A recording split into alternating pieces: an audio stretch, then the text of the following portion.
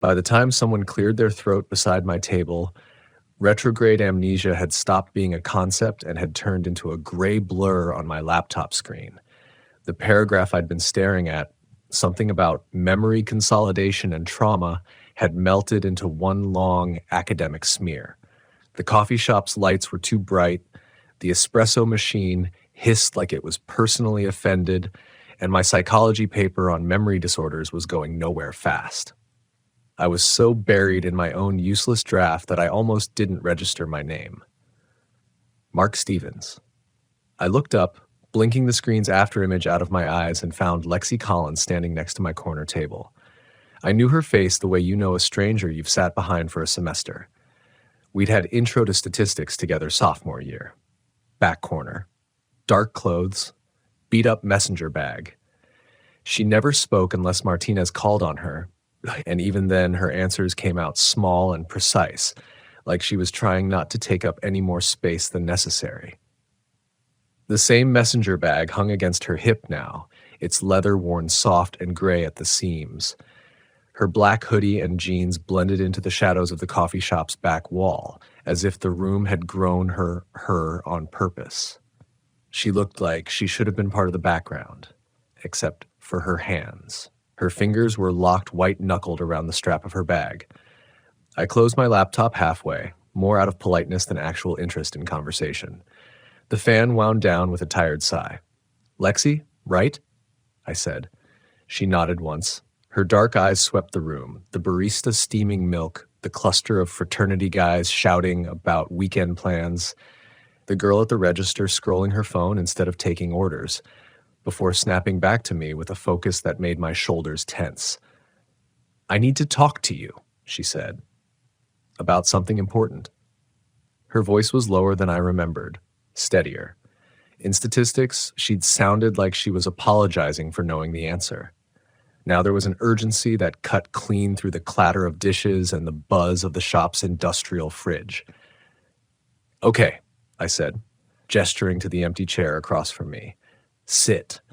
Instead of sitting, she stepped closer into my space and out of everyone else's. "Not here," she said quietly. "Too many people can hear." I glanced around. No one was paying attention to us. The frat guys laughed louder at something none of them would remember tomorrow. The barista slammed a portafilter into the machine. Everything felt normal, but Lexi was vibrating.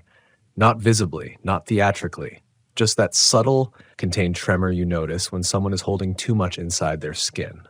"Lexi," I said, "if this is about the stats midterm curve, I promise you Martinez. It's not that." She cut me off, the words sharp enough to sting, then her voice dropped even further. "I can't wait any longer to tell someone about this. I've been watching it happen for too long." Despite myself, I leaned in. "Tell someone about what?" She swallowed, throat bobbing thick, and for a moment I thought she might bail, turn around, disappear back into whatever shadowy orbit she usually occupied.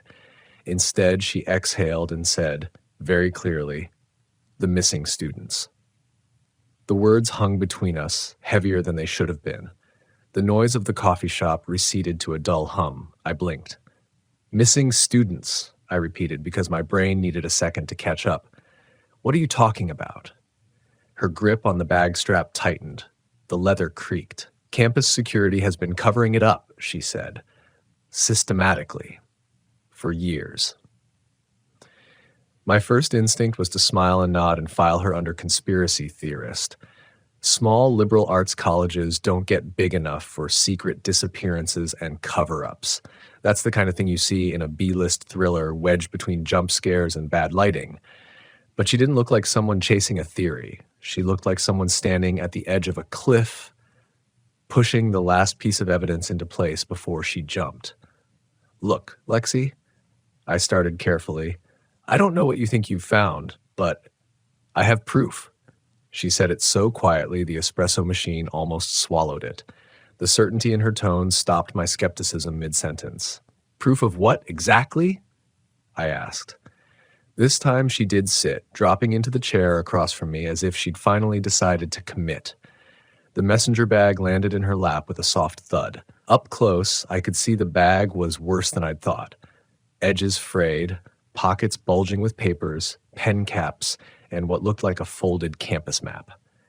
She unzipped the main compartment and pulled out a manila folder so worn the corners had started to soften. When she opened it on the table between us, the faint smell of toner and old newsprint cut through the scent of coffee. Newspaper clippings, she said. Local papers, campus newsletter archives, regional coverage from 3 years back. Photocopied headlines slid toward me across the scarred wooden table. Local student missing after campus party, family seeks answers in disappearance case. College sophomore vanishes without a trace.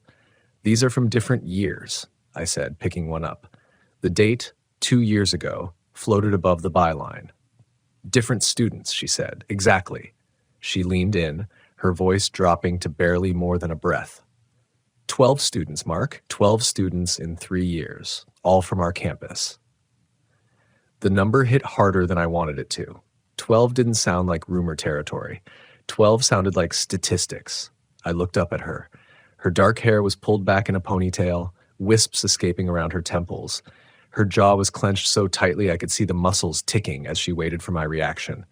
This wasn't manic energy. It was something colder, more deliberate. Okay, I said slowly. 12 is a lot, but students transfer all the time. They drop out. They move home. That's exactly what campus security says, she snapped, the frustration finally cracking through. Voluntary departure, transfer, family emergency, every single time. She slid another stack of papers from the folder, these ones heavier, the paper thicker. But look at this. These weren't clippings. They were photocopies of official forms. The formatting was instantly familiar, the neat grid of courses, grades, credit hours. Transcripts? I asked. Academic records, she said. I've been working in the registrar's office for 2 years. Student worker, filing, data entry. You see a lot of paperwork in that job. I picked up the top transcript. Name, Jennifer Walsh. A beat later, the realization clicked, one of the missing names from the clippings.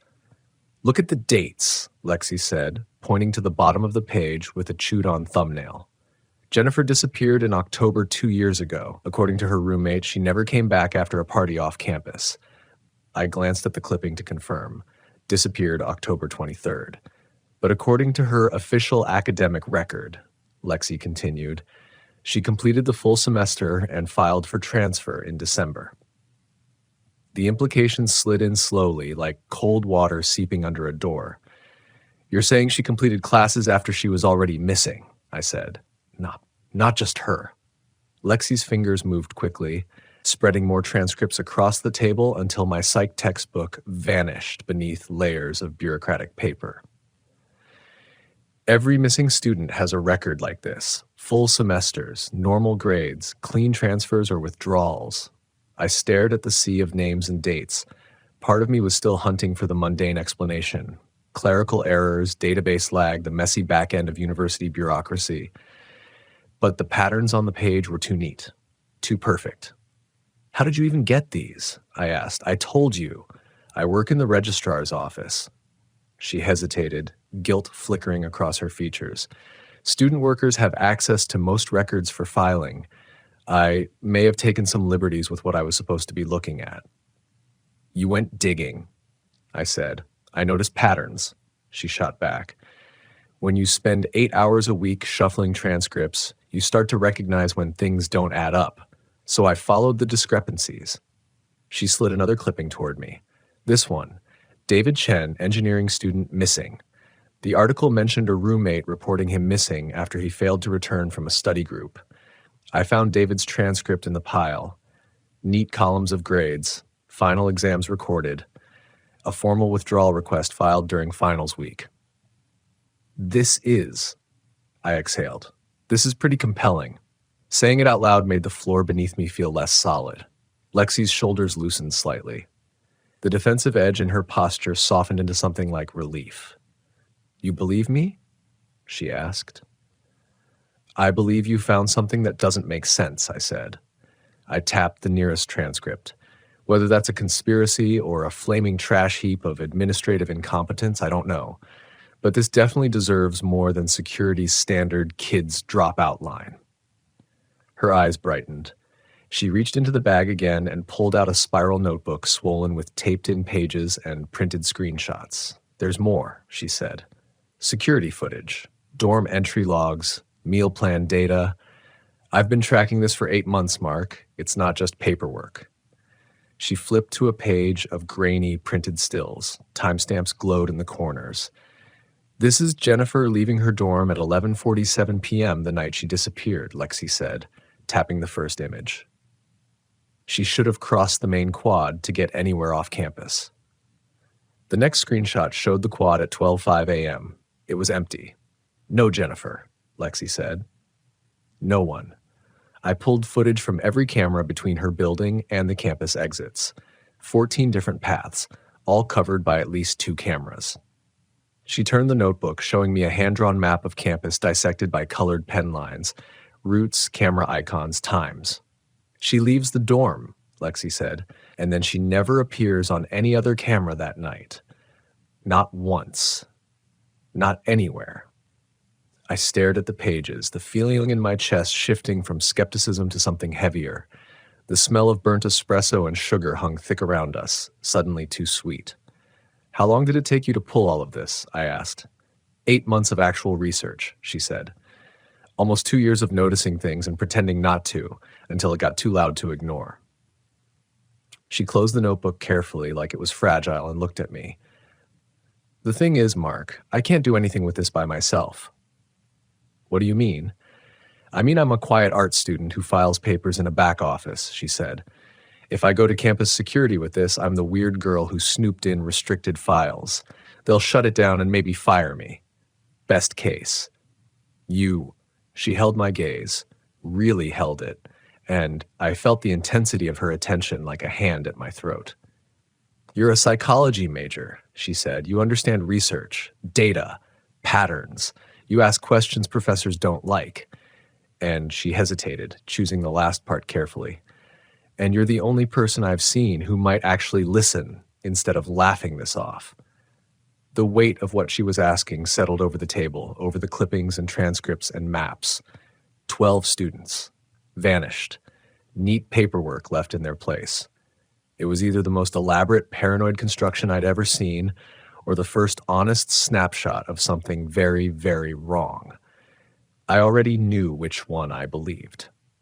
"Okay," I said, pushing my psych textbook aside as if it belonged to a different life. "I'm in." Lexi's shoulders dropped. She didn't smile exactly, but the rigid tension around her eyes softened. "We'll have to be systematic," I added. "If we're talking about proving an institutional cover-up, this goes way beyond your notebook." "I know," she said, zipping her bag with decisive finality. "Meet me tomorrow. Library. 3rd floor. Back corner near the periodicals. 2 o'clock. Outside, someone opened the coffee shop door. A gust of December air slid in, cold and sharp, raising goosebumps along my arms. For the first time since starting my paper, memory disorders didn't feel theoretical anymore. They felt like something the university might be designing.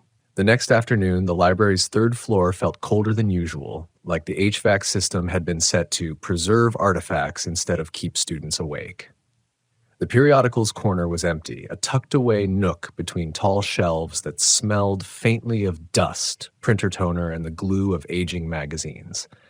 Lexi was already there. She sat cross-legged at a small table beneath a flickering fluorescent light, her messenger bag disgorging folders, photocopies, and a battered notebook that had grown even thicker since yesterday. The light above her buzzed faintly, stroking the edge of her hair with a cold halo. "You came," she said, without looking up. "You said 2 o'clock, I said. "You don't strike me as someone who likes being kept waiting." That earned the smallest flicker of amusement, more exhale than smile. She slid a sheet toward me. "Dorm logs," she said. 2 of the missing students.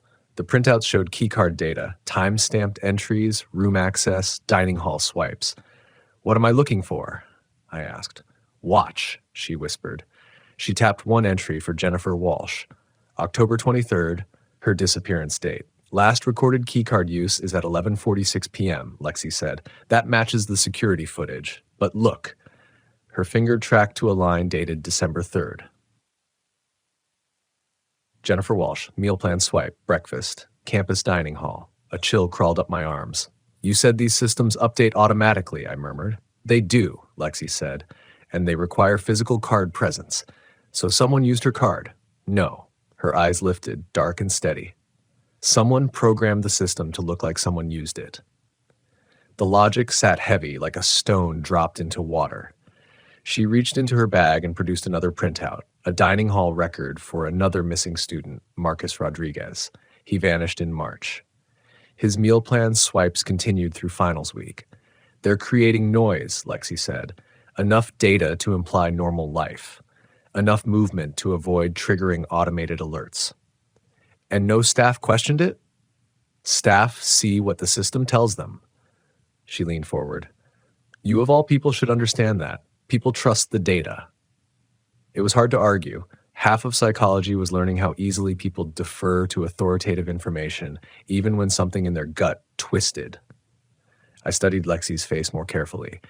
Yesterday, I'd thought she was trembling from anxiety. Today, I realized it was focus, so contained it leaked out through her fingers and clenched jaw. How long have you been compiling all this? I asked. She looked down at the open notebook. Its pages were dense with her handwriting, precise, angular letters arranged in columns, arrows, and margin notes. Almost 2 years, she said. 2 years? You don't notice something like this all at once, she said. It starts with small irregularities, a transfer that doesn't make sense, a student record that doesn't match the housing files, a professor who thinks a student is still enrolled even though their roommate reported them missing. Her fingers traced one entry like it was an old bruise. I thought it was burnout at first, she said quietly. I thought I was imagining patterns, so I started documenting everything. And the more I documented, the less sense it made. She flipped to another page, one filled with small photographs, screenshots of security feeds, maps, snippets of emails. Even grainy dorm hallway photos taken from an angle that suggested she'd held her phone chest high to avoid being noticed. You've done more investigating than campus security, I said. They don't investigate, Lexi replied. They sanitize. They fill in forms. They push whatever narrative administration tells them to. She sounded so certain it made me uneasy. You're sure, I said. If they wanted the truth, she said, voice barely audible, these students wouldn't be statistics. Lexi reached into her bag again and pulled out a thick envelope. She slid the contents across the table, fans of paper spreading like a deck of cards. Department records, she said. Unofficial copies. How unofficial? Let's call it unfiled. I raised an eyebrow. Lexi, she ignored my tone entirely and pointed to the documents. These are academic reports from 4 professors who taught some of the missing students, she said. Read the dates. The reports were written in October, November, December, well after the students' disappearance dates. Each one praised improvement, noted attendance, referenced assignments submitted on time. But these students weren't even here, I said. Lexi nodded. Somebody created paperwork to match the transcripts. The pit in my stomach dropped deeper. Why? I asked. Because if a student is academically active, she said softly, then they're not missing. She picked up another printout, this one a list of financial aid disbursements. 12 students, she said. 12 accounts still receiving funds. The air between us felt colder, like the library itself was listening. You're implying something beyond negligence, I said. I'm implying design, Lexi corrected. A system, a pipeline. Her hand drifted to her notebook, flipping to a page I hadn't seen before, a chart, names down the left, categories across the top. Academic stress, family distance, financial vulnerability, mental health flag, social isolation. The boxes were checked, almost all of them. 12 rows. I felt a tightness spread through my chest. You think someone targeted them, I said. I think someone selected them, she replied. The same way you'd select a sample for a controlled study. Her eyes lifted to mine with a steadiness that made the fluorescent light flicker overhead as if reacting to the tension. And I think whoever did it, she whispered, works here. I leaned back, the chair creaking under my weight. This is starting to feel I stopped, searching for the right word. Dangerous. Good, Lexi said without missing a beat. It means you're seeing it. I rubbed my face, trying to think to keep some rational foothold. Assuming everything you've shown me is real, and I'm not saying it's not, what's the next step? She met my eyes, and something in her expression hardened. We find out what the counseling center knows. That took me off guard. The counseling center? I repeated. Why there? Because half of these students were referred there in the months before they disappeared, Lexi said. She slid a series of appointment logs toward me. Names, dates, counselor IDs. All 12 have documented sessions with at least one counselor, she said. Some more than others. Coincidence? I offered weakly. Coincidence doesn't update their academic records months after they're gone. My mouth went dry. What exactly are you suggesting? Lexi didn't answer at first. Her gaze drifted to the window, where a pale winter light pressed through the glass like it couldn't quite enter the room. Then she said, I think the counseling center is where they were chosen. A moment passed. I felt the weight of that sentence like a cold hand at the base of my spine. And we need to see their files, she finished. I had no air to answer. Just a visceral tightening of something instinctual. Fear, maybe, or the sense of standing too close to a place the ground had worn thin. Lexi began gathering her materials, stacking them in a neat, deliberate rhythm that reminded me of a surgeon preparing instruments. Tonight, she said, 8 o'clock, same floor. I'll show you what I found next. And what's that? I asked. She slung the bag over her shoulder. A pattern in the counseling center's appointments, she paused, and the name that keeps showing up in all of them. The air went still. Whose name? I asked. Lexi's voice barely rose above a whisper. Dr. Sarah Hendricks. She turned and walked away, leaving the smell of old paper and toner hanging in the stillness and leaving me alone with an ache in my stomach I didn't have a word for yet. By 8 o'clock, the library was a different creature entirely. The daytime hum was gone. The long rows of shelves seemed taller, darker, more skeletal. The air smelled faintly of heating vents and old bindings, and every footstep echoed just a little too sharply, like the building had grown more reflective after sundown. I found Lexi exactly where she said she'd be. 3rd floor, back corner, beneath the same flickering fluorescent light that seemed to dislike her on a molecular level. She'd already spread out another small constellation of documents like she'd been rearranging the stars. She didn't greet me. She simply looked up, expression clipped and businesslike. Close the door, she whispered. The periodicals room had a sliding glass door. I pulled it shut quietly, the rubber seal hissing against the frame. The moment it latched, the silence thickened. Lexi tapped a new stack of papers. These are the counseling center logs, she said. How did you get? You don't want to know, she said. Just read. I sat. The pages were printed appointment records, client initials, counselor initials, dates. They looked routine until I saw how many cells had been highlighted.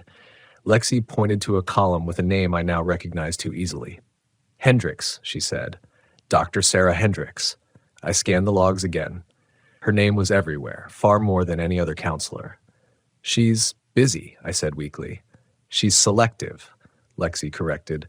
She only sees students flagged for academic stress or psychological vulnerability. And if you line up these dates with the disappearance timelines... She slid another sheet across the table. A timeline chart, 12 rows, columns of dates, arrows, colored notations. My breath hitched. For every missing student, there were at least 2, sometimes 3 sessions documented with Hendricks in the month preceding their disappearance, sometimes the week before, sometimes the same day. Okay, I said quietly. This is unusual.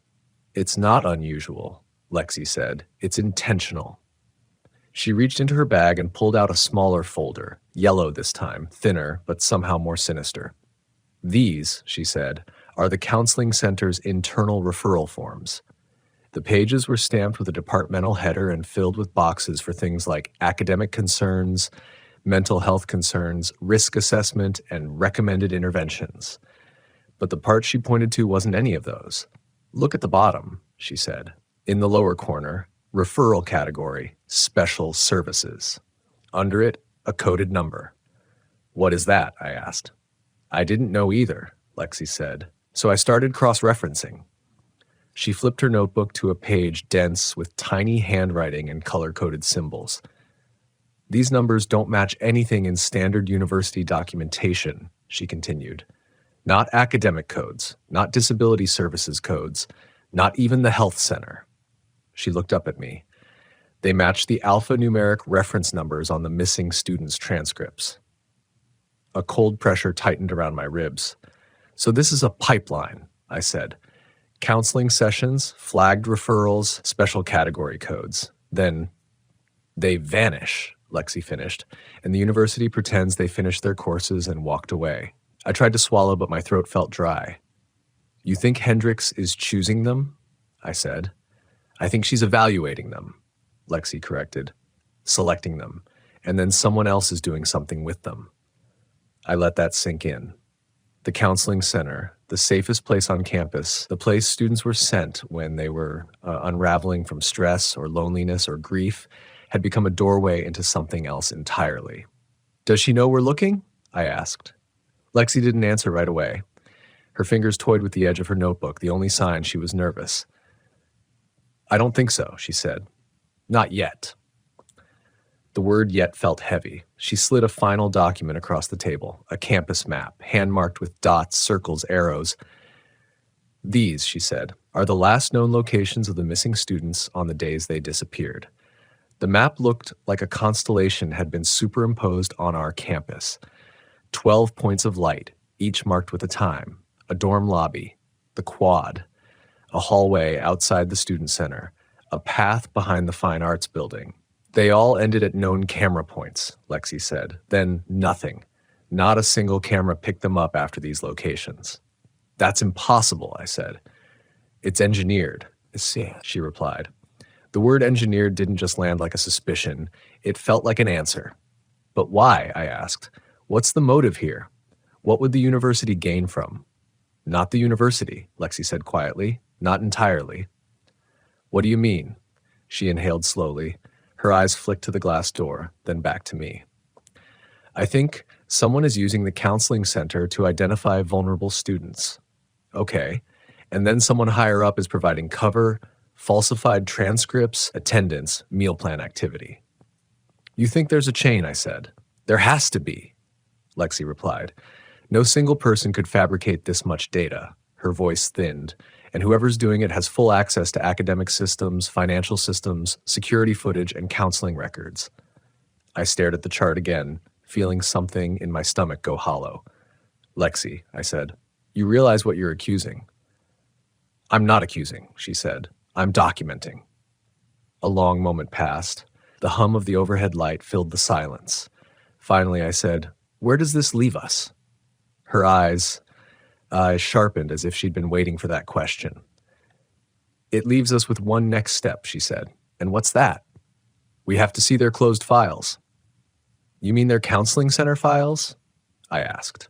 No, Lexi said. They're long-term records. I frowned. Those aren't in the counseling center. No, she said, voice low. They're in the administrative building in the basement archives. I stared at her. The basement archives don't exist. Or at least, students aren't. They exist, she cut in. I've seen the building schematics. They're not listed on the student-accessible maps, but they're real. And that's where the restricted files go. You think the missing students have files down there?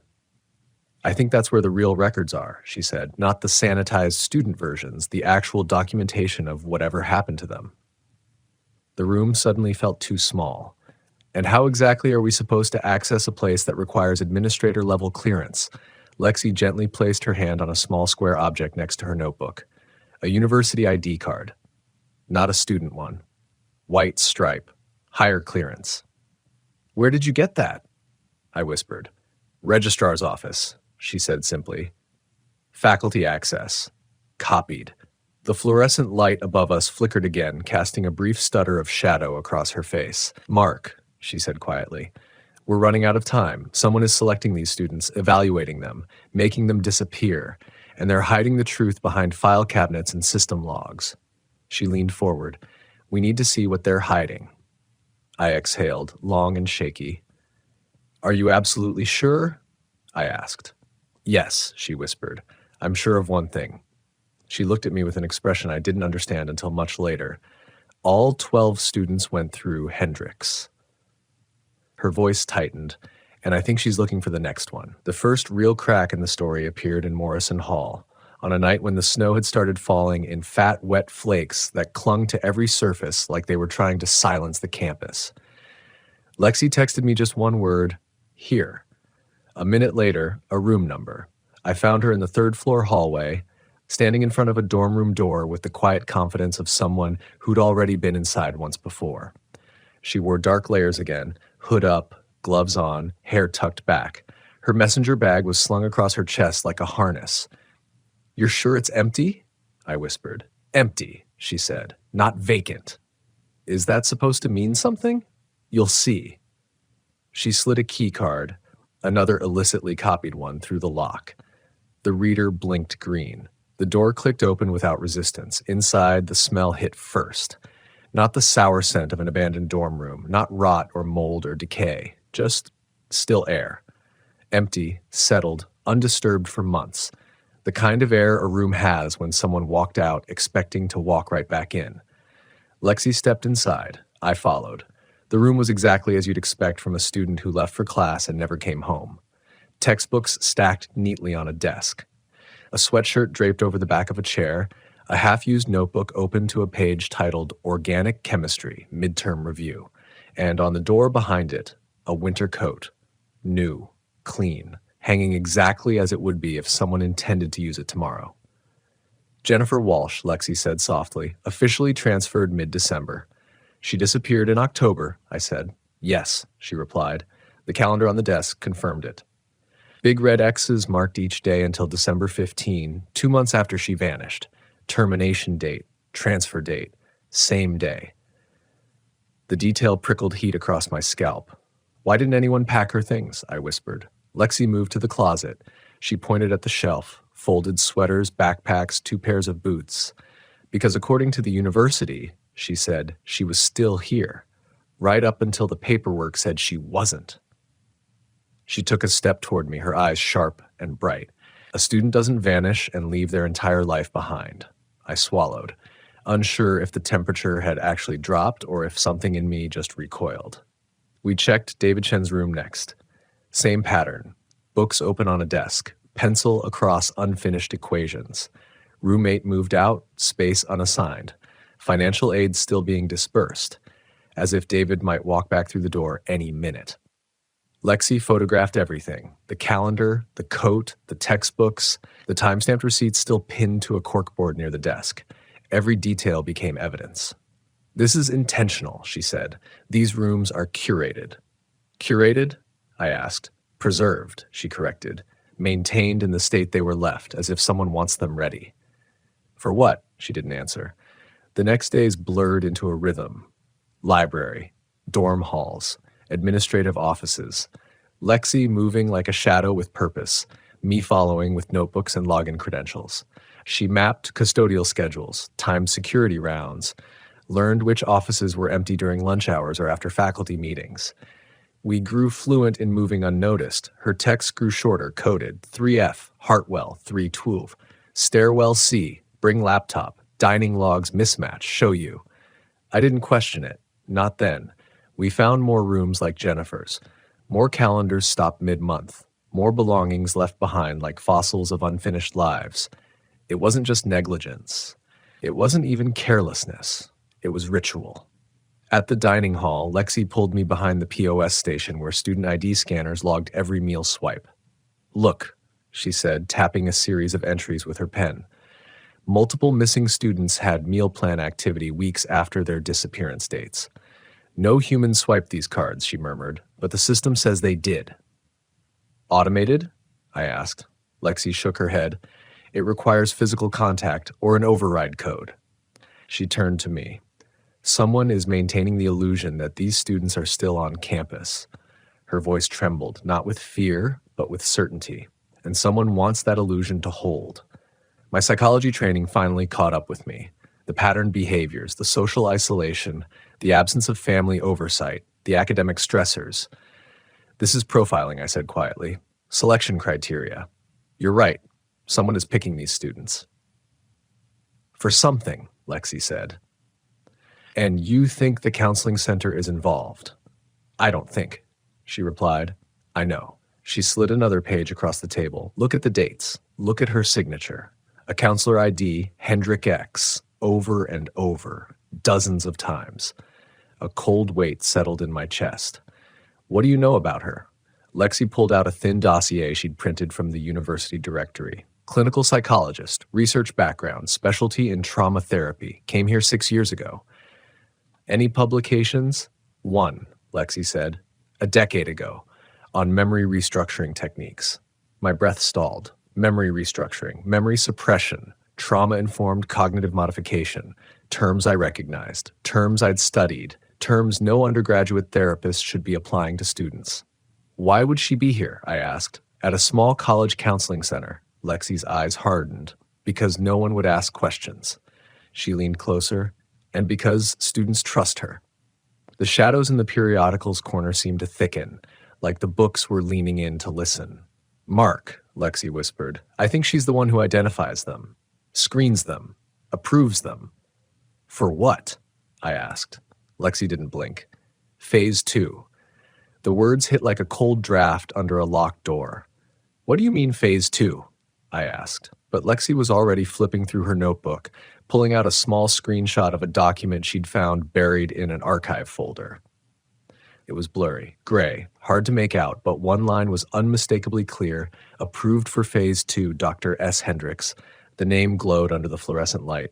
We have to find out where those files go, Lexi said, and where these students went. I exhaled through my teeth. Lexi, this is bigger than missing students. This is a system, she finished. A machine. She closed the folder. And the next piece of it is underground. I frowned. Underground where? Lexi zipped her bag, slung it over her shoulder, and stood. Come on, she said. I'm going to show you something. She led me through the stacks, down the stairs, out of the library, and across the quiet campus.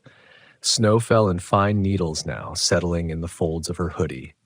We reached the administrative building. She stopped by a locked side door, the one marked Maintenance Access Only. This building, she whispered, has 3 floors. Right, I said, and 2 basements. I blinked. 2? 1 listed, she said, 1 not. She reached into her jacket pocket. Tomorrow night, she said, tapping the hidden ID card against her palm. There's a maintenance window. The electronic locks reboot. For 30 minutes, they run on mechanical override. She looked at me, face framed in frost. That's when we go down, she said. For what? I asked. Her answer was quiet. Certain. For the real files. Friday arrived like a weight. All day, I moved through my classes in a fog, half listening to lectures, half watching snow build in the corners of windows, half aware of my own pulse thudding somewhere under my ribs. Every passing hour felt like walking toward the edge of a cliff we'd already agreed to jump from. By the time I left my cognitive psychology seminar, the sky had gone that deep blue-gray that means snow is coming again. I could feel it in the air, heavy, metallic, close. Lexi's text buzzed my phone at 7:43 p.m. Meet at the quad, 9:30. I typed back, I'll be there. The words felt like a signature on something binding. When 9:30 finally came, the campus was nearly empty. Fresh snow had started falling, thick and wet, muting sound and swallowing footprints almost as fast as they appeared. The quad's lamps glowed halos through the flakes, casting slow, drifting shadows of the trees that made everything feel older, heavier. Lexi waited beneath the library's overhang, barely illuminated by the emergency light above the door. Her face was pale in the cold. Her gloves were on. Her messenger bag was zipped tight against her chest. You're here, she said softly. Not surprised exactly, more like relieved. I said I would be. She nodded once. This is the last window this week, she murmured. Maintenance shuts the locks off at 9:45. They come back online at 10:15. Security walks this side of campus again at 10:30. And we're in and out in 20 minutes, I said, repeating her schedule. Quick, clean, no wandering. No wandering, she echoed. But something in her eyes flickered, a quiet fear tucked behind the determination. The administrative building rose in front of us like a dark, glass skeleton. During the day, it was full of noise, phones ringing, printers humming, secretaries tapping keyboards. Now it was a cold shell, windows reflecting only blackness. We approached the side entrance. No awning, no benches, nothing inviting. Just glass doors and a single red-lit card reader. "This is it," Lexi whispered. "Right on time. 9:46. She reached into her jacket and pulled out the copied faculty access card. A simple white rectangle that looked harmless, ordinary. She slid it through the reader. Nothing. She tried again. Still nothing. A thin, high thread of panic pulled tight in my chest. "Lexi." Before I could finish, the light blinked green. The lock clicked. Lexi exhaled shakily. "Systems down. Just delayed." She pushed the door open, and warm, recycled air drifted out. It smelled faintly of old carpet and dust. Nothing unusual, yet wrong in a way I couldn't articulate. Inside, the hallways were dim. The building ran on nighttime emergency lighting, harsh, sterile, just bright enough to navigate by. Our footsteps echoed off the tile in a hollow, unnatural rhythm. Lexi led us toward the stairwell. The fluorescent lights in the hall buzzed faintly overhead, flickering like they were deciding whether we deserved light or not. "Why does it feel like it's listening?" I asked before I could stop myself. Lexi didn't answer. She pushed the stairwell door open. The concrete stairs felt colder than the hallway, like we'd stepped closer to the building's bones. Our footfalls echoed too loudly, bouncing up and up until they sounded like someone else was following us. Lexi moved fast but careful, her flashlight kept low and tight to her chest. "Basement 1, she whispered as we reached the first landing. We passed the labeled door, then continued downward. The next flight was shorter, steeper. At the bottom, a plain door marked with a metal sign. Authorized personnel only. Lexi pulled out the faculty card again. Moment of truth. Swipe. Green blink. Unlock. A low mechanical click echoed through the concrete like something waking up. She pushed the door open. Cold air rolled out. Not frigid, not winter cold, but climate-controlled cold. A sterile, museum-like chill designed to protect paper and metal, not people. The fluorescent lights inside flickered to life one by one, buzzing in a slow wave down the length of the room. I sucked in a breath. The basement archive looked nothing like the rest of the university. It wasn't rows of dusty boxes or unlabeled cabinets. It was a vault. Tall metal filing cabinets stretched in perfect grids, every drawer labeled with alphanumeric codes, every row symmetrically aligned as though measured with a ruler. The air hummed with ventilation systems I couldn't see, and underneath that hum, another sound. A faint, rhythmic ticking, mechanical, steady, pulsing softly like a distant heartbeat in metal. "What is that sound?" I whispered. "Humidity control," Lexi said, but her voice wavered. She stepped inside. I followed. The door clicked shut behind us with a soft, final-sounding thud. My stomach clenched. "Lexi," I whispered, "this doesn't feel like a normal archive." "It's not," she said. She moved straight to a cabinet halfway down the second row, as if she'd memorized the entire layout in advance. Maybe she had. "These codes match the transcripts," she said, "the ones with the weird formatting." She tugged a drawer open. Metal slid smoothly on oiled rails. Inside, folders. Dozens, maybe hundreds. Each labeled with a student ID number and more coded references. I felt a shiver travel down my spine.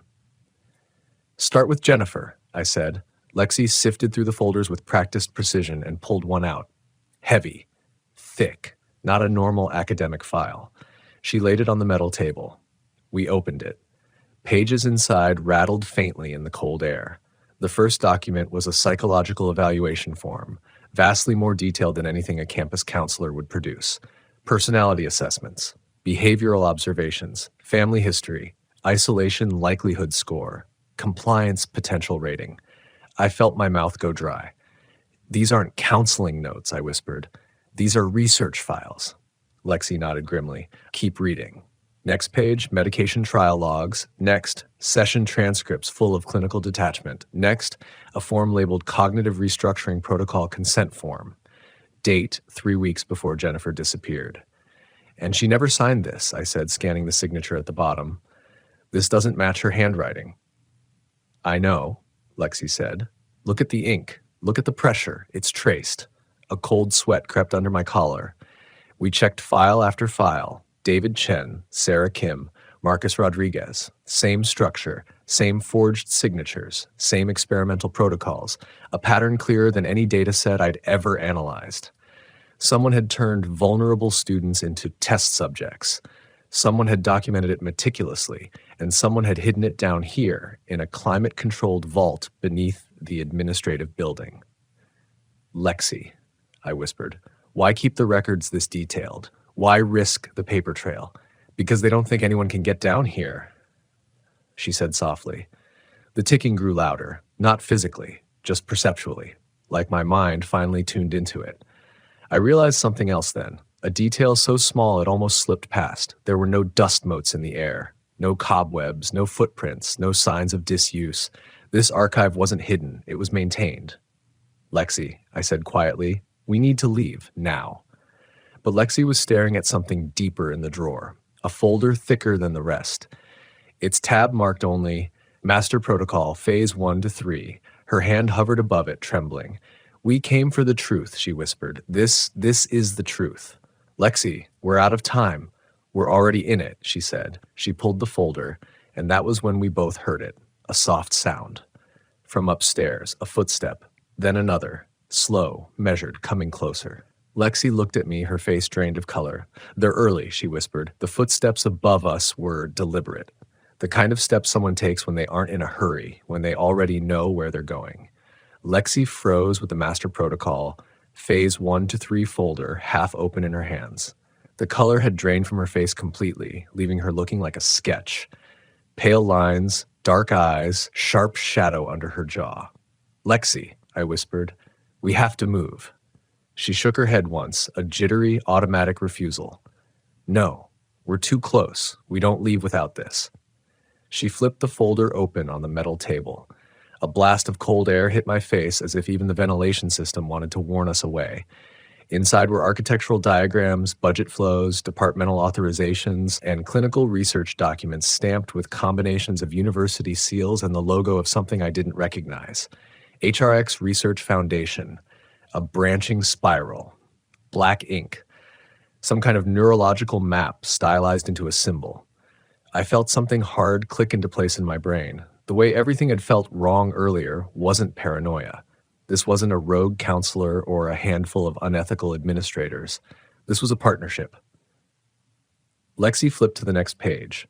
A list, tightly printed, sorted by date, her breath hitched, names, student IDs, vulnerability profiles, dates of disappearance. I leaned over her shoulder. I counted 10, 20, 30. My heartbeat staggered. 53 names, not 12. 53. Jesus, I whispered. This goes back years. Lexi was trembling, but not with fear. Her hands shook like someone fighting adrenaline's crash. Mark. She slid her finger down the page. Look at this. The section title read, Approved Subjects, Phase 2 Redesign, Status Relocated to Controlled Research Environment. The hairs on my arms stood straight up. Relocated, I repeated. Not missing. She nodded. Everything we thought was a cover-up. It isn't just concealment, it's logistics. They moved them. To where? I asked, though I already feared the answer.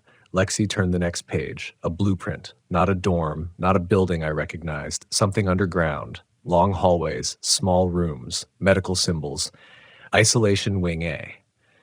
My stomach twisted as though something inside me recoiled. This is a facility, I said. Near campus, Lexi whispered. Look at the title block. The coordinates align with the forest preserve off Route 5. 40 minutes away. The footsteps upstairs paused like whoever was moving had stopped to listen. Lexi flipped deeper into the file. Sections labeled Behavioral Conditioning, Protocol Summary, Memory Modification, Methodology, Subject Compliance Scoring, Termination Guidelines. My breath stilled. Termination? I choked out. What does that mean? Lexi didn't answer. She kept turning pages. She reached a section titled Current Subjects, Active Monitoring. A thick stack of surveillance logs. She scanned the entries, her eyes moving too fast. Class attendance, room entry logs, dining swipes, counseling appointments, phone usage patterns. And these students didn't just disappear, Lexi whispered. They were studied. She grabbed the next page. Her expression changed, drained, then tightened sharply. Oh, God, she breathed. What is it? She didn't speak. She just held up the page, and my heart nearly stopped. It was my name. Stevens Mark, subject number 1864, status assessment phase complete, profile, high compliance potential, high isolation tolerance, risk factor, low. Projected phase 2 timeline, December 15 to 17. Tomorrow, a cold electric shiver crawled under my skin, an instinctual terror that made everything inside me tighten. Mark, Lexi whispered, they've been watching you. My throat felt like sand. No, I forced out. No, that's not possible. I never met Hendrix. I didn't do counseling sessions. Yes, you did, Lexi said softly, freshman year. You told me orientation, that optional evaluation they made half the psych majors do. The memory hit me like a slap. I had done an intake session during orientation. A quick, generic mental health screening with a woman whose face I barely remembered, sharp cheekbones, quiet voice, calm eyes. Lexi, I said, voice cracking. I didn't think that meant anything. She flagged you. The footsteps upstairs resumed, closer now, steady, purposeful. Lexi's hand hovered over the next document. Mark, she whispered. There's more. She slid the paper toward me. I unfolded it with numb fingers. It was labeled Subject Termination Order. Classification, priority, my name, my ID, my date of birth. Check boxes marked surveillance phase, complete assessment phase, complete recruitment phase, in progress. And below that, printed in crisp, merciless black ink, scheduled termination, December 15 to 17. My breath wrenched out of me in a thin, broken sound. Lexi pressed a hand to her mouth. No words, just shock. For a moment, all I could hear was the cold buzz of fluorescent lights, the ticking of climate control, footsteps overhead, slow, coming down the stairs. I shoved the termination order into my pocket. We need to leave, I said hoarsely. Lexi nodded, but she wasn't looking at me. She had gone still, eyes fixed on something on the back of the termination page she just handed me. What? I whispered. Lexi, what? There are notes, she said, voice barely audible. About us. I felt my stomach collapse inward. She turned the paper. Typed text, clinical and cold, investigation behaviors observed, subjects actively seeking restricted information, monitor for coordination patterns. Subject Stevens unaware of advanced observation protocols. Subject Collins, involvement anticipated. High investigatory likelihood. Proceed to termination timeline as scheduled. Her hand trembled. She whispered, they know everything. I felt the world tilt beneath me. They've been watching us, I said. Documenting us, Lexi corrected, her voice shaking. The same way they documented the others. A metallic clang echoed above us. Someone had opened the stairwell door. We both looked up instinctively. The fluorescent lights flickered. The humming changed pitch. Lexi grabbed my arm. We're not getting out the way we came. I scanned the rows of cabinets, the endless labyrinth of metal drawers, all identical. It felt like being in a maze designed to keep people from ever leaving. Lexi, how many exits are there? I whispered. 1, she said. Her eyes darted to the far end of the archive. Unless, she swallowed. Unless we use the utility access hatch. What hatch? She pointed.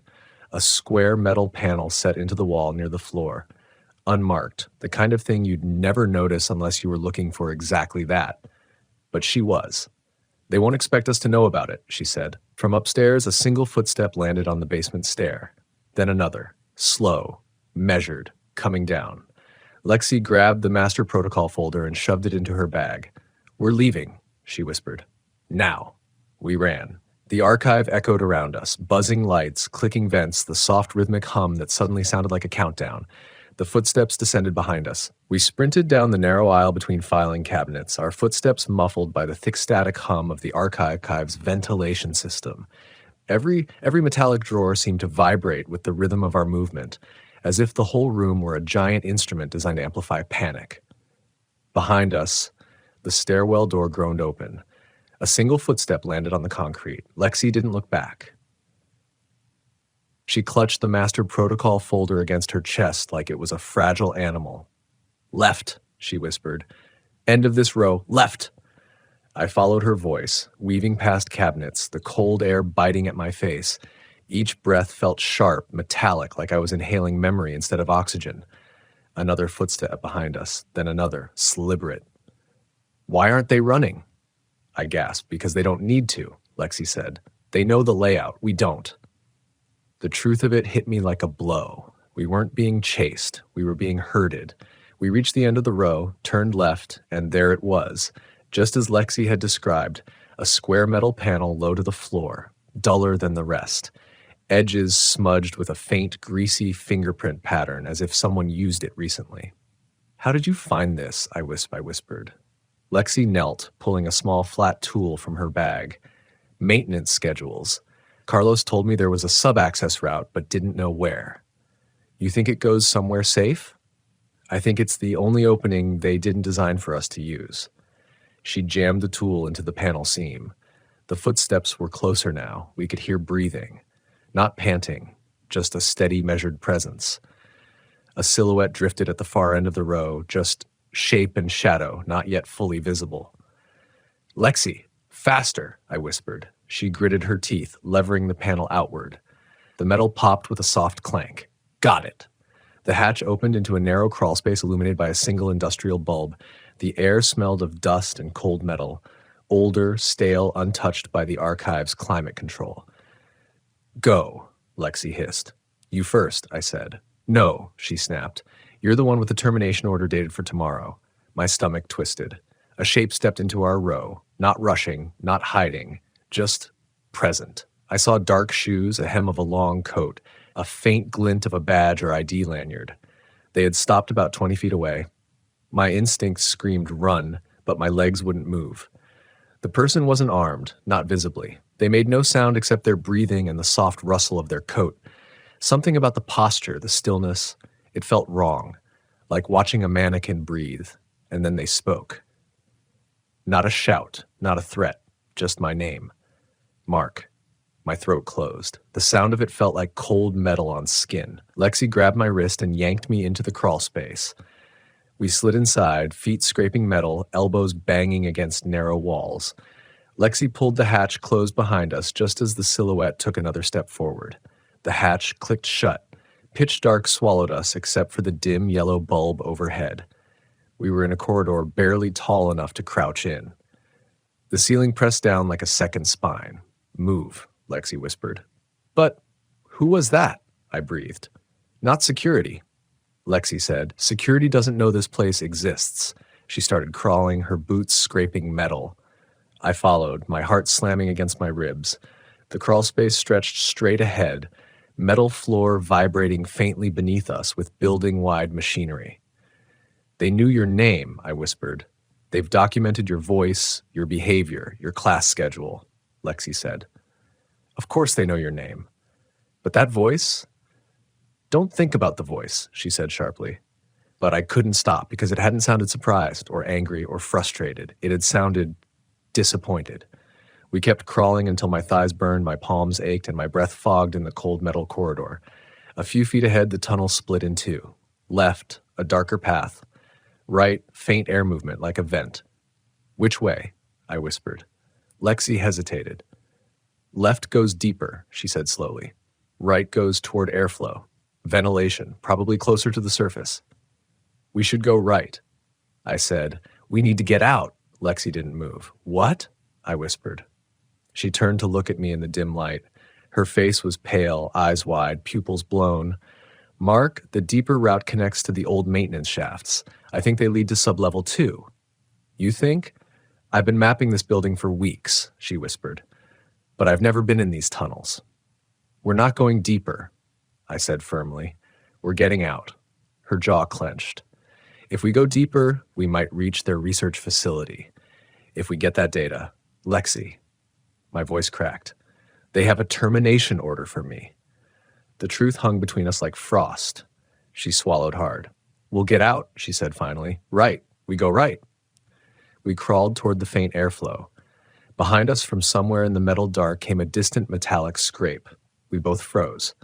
The sound came again, like a hatch opening, not ours. Another one. Somewhere behind us, deeper in the tunnels. "They're coming in after us," she whispered. "Keep moving," I said, forcing my limbs to move. We crawled faster, breath quickening, metal vibrating under our palms. The tunnel sloped slightly upward now. The airflow grew stronger, cool, smelling faintly of dust and outdoor winter air. A faint square of gray light appeared ahead. "Vent," Lexi whispered. "We can probably kick it." She never finished the sentence. Behind us from the darkness came a sound that froze us both. A soft tapping, not frantic, not rushing, just rhythmic. Tap, pause, tap, tap, pause, tap. Like someone calibrating something or signaling. Lexi looked at me, terror widening her eyes. "That's not human footsteps," she whispered. I swallowed, throat bone dry. "No," I said. "It isn't." The tapping grew louder, echoing through the tunnel in strange, hollow patterns, bouncing unpredictably off metal walls, making it impossible to tell how far away it was. "Move," I whispered. "Move, move." We scrambled toward the vent. The square of light widened. Lexi reached it first, bracing herself, slamming her boot into the grate. Metal groaned, bent, cracked. Another kick. The grate popped outward, clattering down somewhere below. Cold night air rushed in. Lexi slid through the opening. I followed, palms gripping metal edges scraped raw by rust and old paint. We spilled out onto a concrete ledge outside the building, just high enough to avoid immediate detection. Snow pelted my face. Fresh air burned my lungs. Behind us, the tapping stopped. The tunnel exhaled a cold breath of silence. Lexi grabbed my hand. "We run," she whispered. And we did. Into the snow, into the dark, into a campus that suddenly felt vast and hostile and aware. Behind us, the administrative building loomed, its windows like black eyes, watching us retreat. But as we ran, I couldn't shake the sensation that something had paused just on the other side of the vent grill and was listening to the rhythm of our steps. We didn't stop running until the administrative building was a dark skeleton behind us, its glass and steel swallowed by the snowfall. By the time we ducked behind the science center, breath steaming, legs shaking, I realized I couldn't tell if my heart was pounding from the sprint or the terror of what we'd left behind. Lexi pressed her back against the cold brick wall, clutching her messenger bag as if it were the only anchor she had left to reality. Her breath came in sharp bursts. "We can't stay outside," she said between breaths. "Too exposed." "We need people," I said. "Crowds. Somewhere busy." "Mark, it's Friday night in a snowstorm. No one's outside. None of the buildings are." Then she stopped. Her gaze slid past me, toward the far end of campus. The student union sat there like a warm, glowing island, the only building with real light this time of night. Through the foggy windows, a few silhouettes moved. Late-night study groups, students microwaving food, safe, normal life. The contrast felt unreal. "Union?" I asked. Lexi nodded. "Union." We moved fast but quietly, keeping to shadows, avoiding the open quad. Every window we passed felt like an eye. Every gust of wind carried the phantom echo of that tapping in the tunnel. Halfway across campus, Lexi suddenly stopped dead. "What?" I whispered. "Your pocket." My hand flew instinctively to the inside of my jacket. I felt the folded paper, the termination order, edges sharp even through the fabric. "They know we have the files," she said. "They knew the moment we took them." "How?" I asked, though I already feared I knew. "The archive was too clean," she said softly. "Too maintained. That room wasn't forgotten. It was monitored." I pictured the rows of perfectly aligned cabinets, the absence of dust, the humming machines, the single silhouette in the stairwell speaking my name like we were mid-conversation. Monitored wasn't just possible. It was inevitable. "We should destroy the papers," I whispered. "Burn them, shred them." Lexi shook her head violently. "No, if we destroy them, we have nothing. We'd be missing students with no evidence. We'd just be two people trespassing in a basement." She hesitated. "And they'd still come for you." The snow crunched behind us. We both went rigid. A faint shape moved near the far lamppost. A tall silhouette, no details, no face, just outline. It didn't move toward us. It just stood there, watching. "Go," I whispered. We hurried toward the student union doors. Lexi fumbled with the metal handle, yanking it open. Warm air hit us like a wave. Voices. Laughter.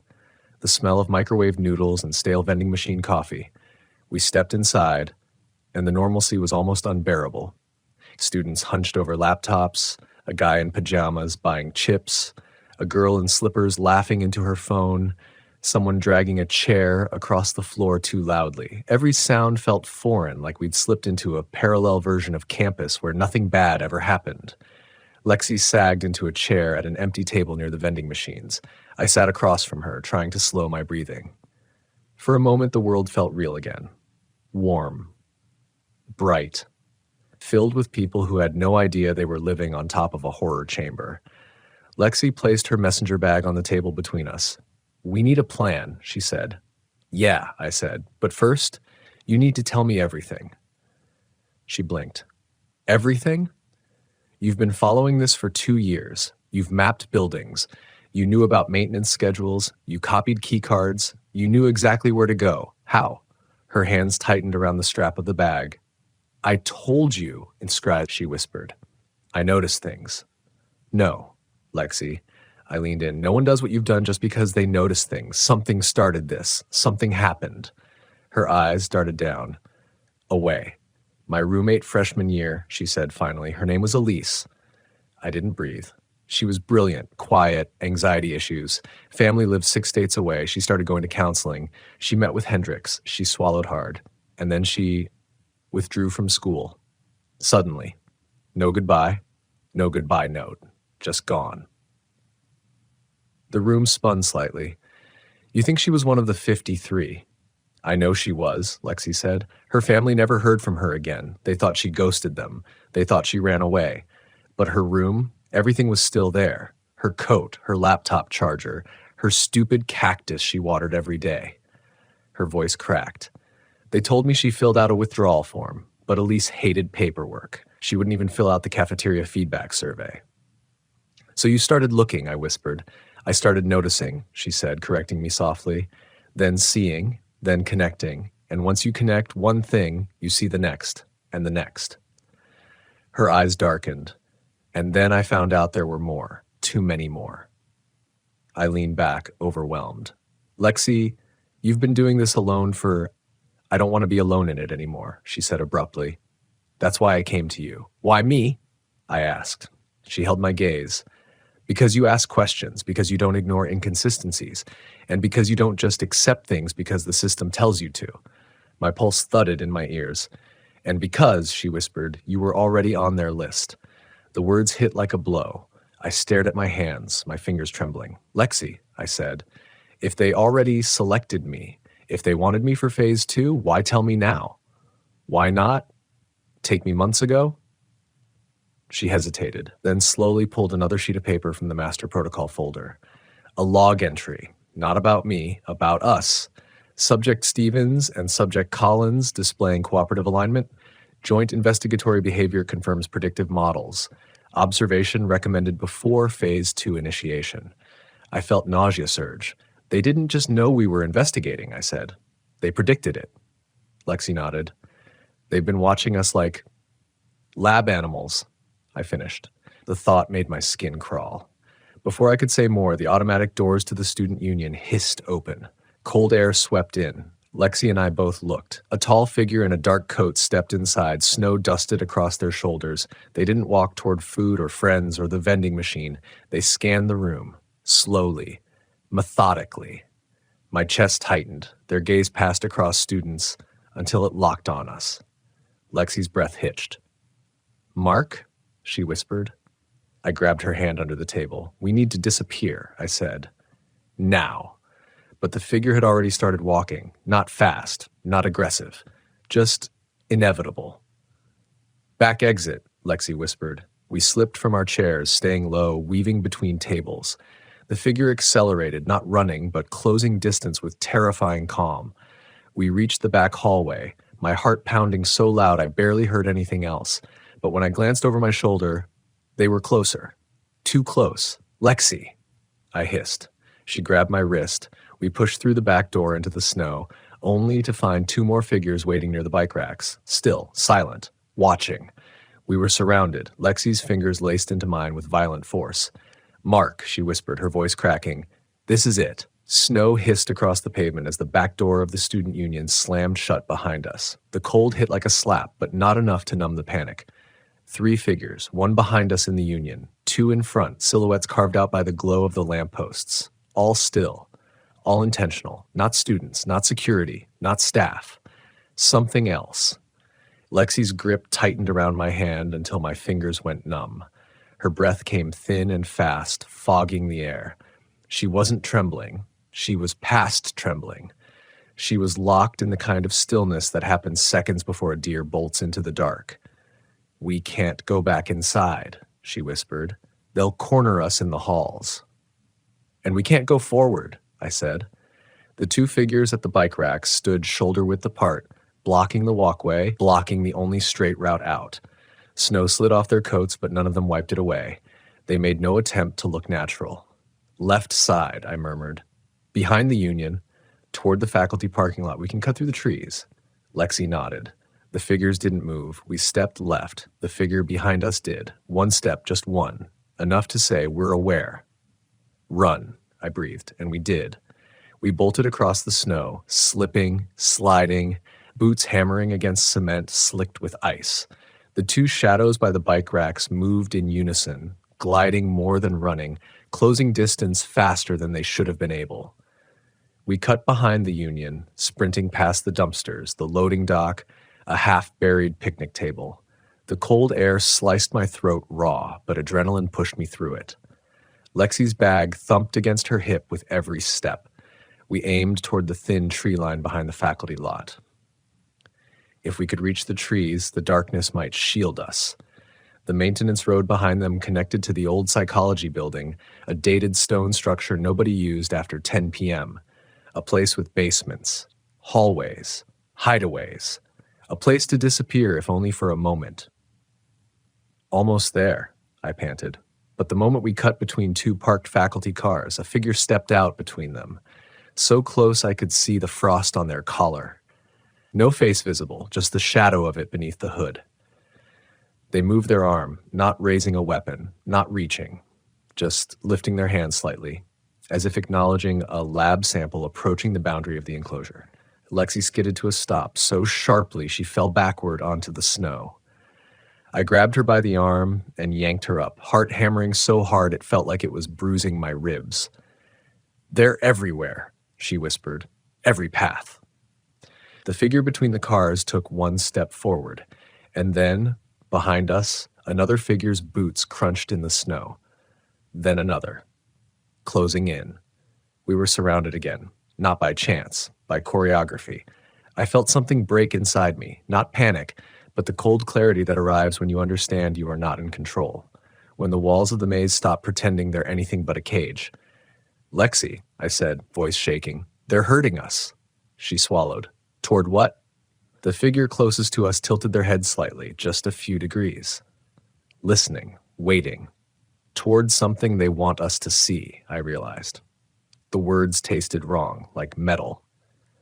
Then something else hit me, so sudden it nearly buckled my knees. These weren't guards, these weren't researchers, they were observers, witnessing the final phase of a protocol. We weren't being stopped, we were being measured.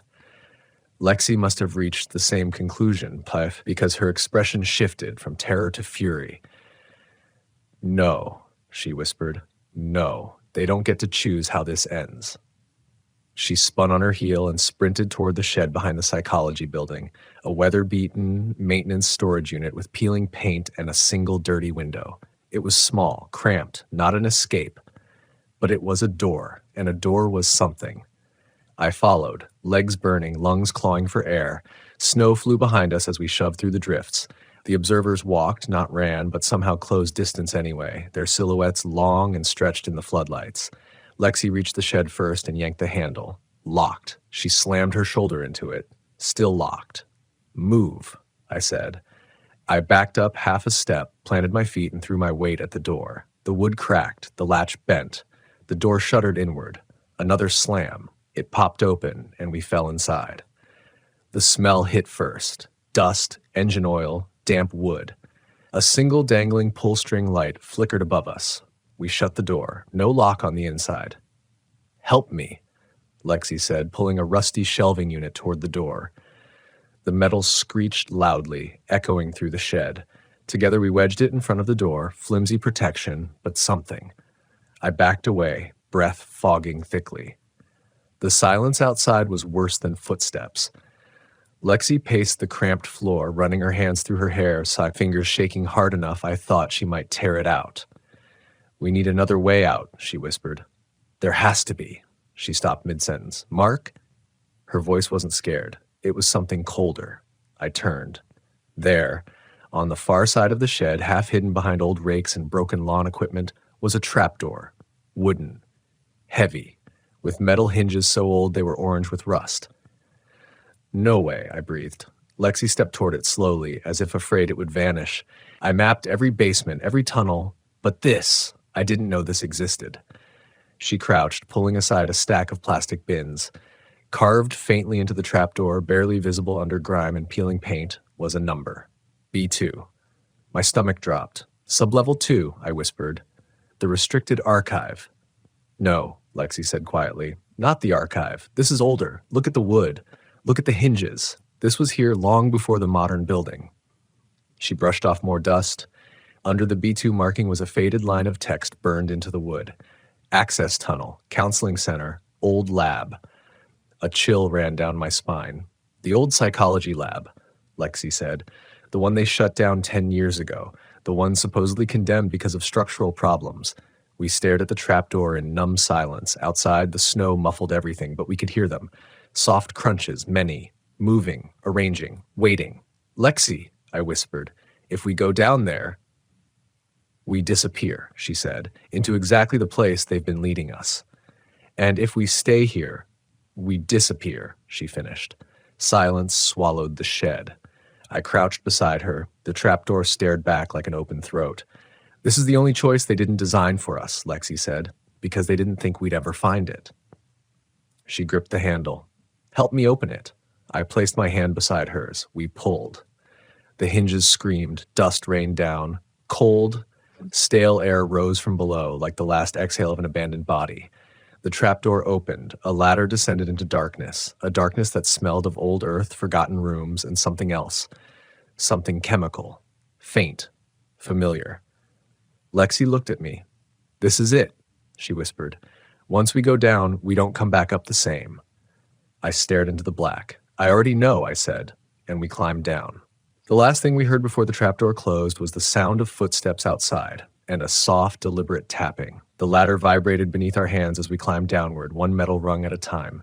Each breath echoed in the narrow shaft, bouncing off old stone walls that felt too close, too damp, too aware. Above us, the trapdoor thudded shut, not slammed, pressed, as if someone gently closed a lid.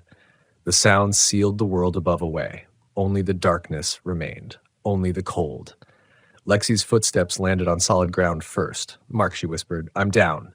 There's something here." I descended the final rung and landed beside her. The floor was packed earth, damp, cold, uneven.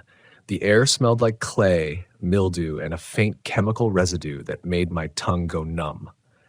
Lexi flicked on her small LED light. The beam cut through the dark like a bone saw. We stood in a long concrete tunnel, old, cracked, lined with rusting pipes. Mold crawled over the walls like veins. A faint hum, electricity or ventilation, pulsed through the space, too steady to be natural. "That sign on the trapdoor," Lexi whispered. "Old lab. Counseling center. This tunnel, it's part of the original system from before the renovation." "Before they modernized the campus," I said. "Before they hid everything." We walked forward, boots squelching faintly against the damp floor. Our footsteps sounded too loud, swallowed and regurgitated by the tunnel like something digesting us. At the end of the corridor, a door waited. It was metal, industrial, ancient. A faded stenciled label read Psi Lab, sublevel access. Below it, in smaller text, authorized personnel only. The door was ajar, barely, just enough to show someone wanted it that way. Lexi glanced at me. "They knew we'd find the shed, or they wanted us to." She didn't answer. We pushed the door open. The hinges wailed like an animal. Beyond it lay a room frozen in time, an abandoned research space with metal tables, broken monitors, and clipboards scattered across the floor. Old fluorescent lights flickered weakly above, fed by some dying generator deeper in the complex. The smell hit hard. Chemical sterilizers, dust, old electricity, and something else. Something sweeter, like antiseptic, mixed with rotting flowers. Lexi swept her flashlight across the room. This place hasn't been touched in years. No, I said softly. It's been preserved. She froze. What do you mean? I pointed to the dust patterns. The floor held footprints, fresh ones. Maybe a day old. Maybe hours. Only one set, leading deeper. Someone comes down here, I said, to check on things. We followed the prints, past a rusted sink, past a corkboard filled with yellowed photos of brain scans, past a row of locked cabinets with peeling labels like Serum Trial 3B and Cognitive Intervention logs. At the far end of the lab, the footprints had stopped at a second door. This one was newer and reinforced. A keypad was mounted beside it, old, dirty, blinking red with each hum of the generator. Lexi tried the handle. Locked. She stepped back, breathing fast. They moved the students, she whispered. They relocated them. They built that whole facility for them. I shook my head slowly. No, I pointed to the reinforced door. They started down here. Lexi stared at the door, her expression warping as understanding dawned. The facility blueprint, the master protocol. Phase 1, assessment. Phase 2, recruitment. Phase 3, relocation. Relocation didn't mean moving them far away. It meant moving them here. We both stepped back as something shifted behind the door. A scrape. Soft, slow, not human footsteps, not machinery, something dragging across the floor. Lexi's hand flew to her mouth. Mark, someone's in there. I swallowed hard. No, I whispered, not someone. We both jumped as the generator flickered, the lights dimming and then flaring back to life with a sharp buzz. The reinforced door vibrated with another scrape. Then a thud, soft, rhythmic, tap, pause, tap, tap, pause. The same pattern we'd heard in the tunnels, the sound of something remembering a ritual. Lexi backed into the wall, panic rising through her chest. We can't open that, she whispered. We don't know what's. Look, I said hoarsely. I pointed to the wall beside the reinforced door. Scratches, deep ones, vertical, horizontal, chaotic. Fingernail marks, some old, some new, some with a faint residue of dried blood. Lexi shook her head violently. No, we're not doing this. We're not opening that door. We're not. My eyes caught something on the floor, a small plastic tag. I picked it up. It was beaten, dirty, smeared with something I didn't want to identify, but the university logo was still visible. So was the name. Elise Collins, student ID 74291, Lexi's sister. Lexi staggered backward like she'd been shot. That means, she choked. Oh God, Elise, she was... Her voice broke. I put a hand on her shoulder. Lexi, I said gently, we don't know. Yes, we do, she snapped, grief tearing through her voice. She didn't run away. She didn't transfer. They took her. The reinforced door shook. Hard. Once. Twice. Something pressed against it from the other side. Slow, weighty, human-shaped, but wrong. We stumbled back into the main lab, breathing hard.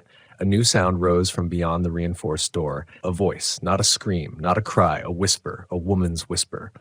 Hello. Lexi's breath hitched like glass shattering. Elise? She choked. I grabbed her wrist. No, Lexi, don't. The whisper came again, clearer this time. Is someone there? Lexi surged toward the door, panic and hope battling behind her eyes. Elise, it's me. Lexi, it's me. I yanked her back, hard. That's not Elise, I said. That's not. She fought me, sobbing, clawing at my jacket. You didn't know her, she cried. You didn't. No, I said, voice breaking.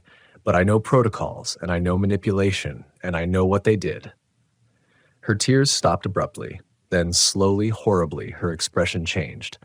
Not to understanding, to fear. Because the whisper behind the door had changed. The voice had shifted. No longer feminine, no longer human. Lexi! It said her name the way a tape recorder plays back the wrong speed. Slow, dragging, hungry. Her body went rigid. The reinforced door bulged. Once, twice. Metal strained. Bolts creaked. I grabbed her hand. Run. She didn't argue. We sprinted back through the lab, slipping on puddles, knocking over rusted stools and carts. The generator flickered wildly, lights strobing the hallway with sickening flashes. But as we reached the first door, a second sound filled the air. Footsteps. Dozens. Not from behind, from ahead. The observers closing in, blocking the tunnel, fulfilling the protocol. We skidded to a stop. Panic surged like a living thing. "Mark," Lexi choked. "We go back," I said. "To that thing?" she cried. "No," I said. "We go back because there's a second tunnel. I saw it when we came in. The pipes. Behind the sink." We sprinted back through the lab, past the reinforced door, which now throbbed quietly as if breathing, past the cracked tiles, past the sinks. There, behind a rusted water heater, was a narrow opening in the wall, a maintenance shaft, barely large enough to crawl through. "Lexi," I said, "go." She didn't question it this time. She dove into the shaft. I followed. Behind us, something slammed against the reinforced door and the metal screamed. We crawled blind through the narrow space, knees scraping stone, breath echoing like trapped ghosts. The shaft twisted right, then left, then upward, and then light, faint, golden, artificial. We crawled toward it. The shaft opened into another corridor, newer, cleaner, lined with white tile and clinical lighting. A sterile sign hung above us. Counseling Center. Research Annex. Lexi swayed on her feet. "This is still campus," she whispered. I nodded. "It's connected. Everything's connected." We staggered forward toward a door that led to the ground floor hallway of the counseling center. I recognized it. I'd been here. Freshman year. The intake room smelled the same. Lexi pulled the master protocol folder from her bag. Her voice steadied. "We have evidence," she said. "Real evidence. We expose them. We expose all of them." I nodded, but something made me turn back toward the maintenance shaft behind us.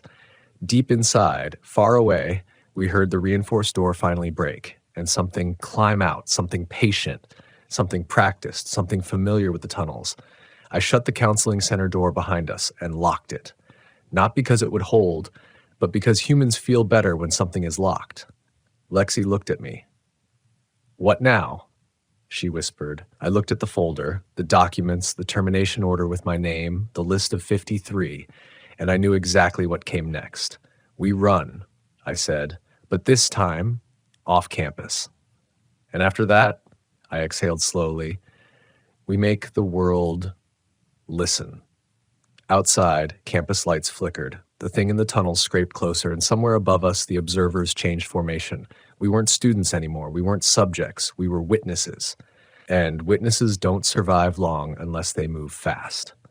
We ran into the night, snow swallowing our footprints almost instantly, as if the campus itself wanted to erase the evidence that we had ever existed.